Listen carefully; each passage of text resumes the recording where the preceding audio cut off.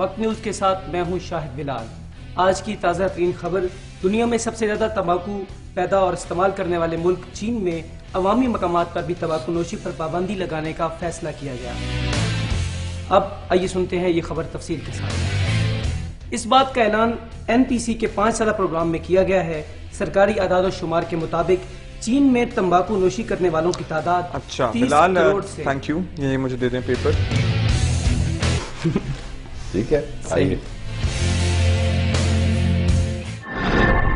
जी viewers, तो यहाँ पे जो फीमेल कंटेस्टेंट्स हैं उनको भी बहुत ज़्यादा टेंशन हो रही है कि उनको लगता है कि यहाँ पे जितने मेल कंटेस्टेंट्स हैं उन्हीं को येलो कार्ड मिल रहा है और पता नहीं मुझे मिलता है कि नहीं मिलता।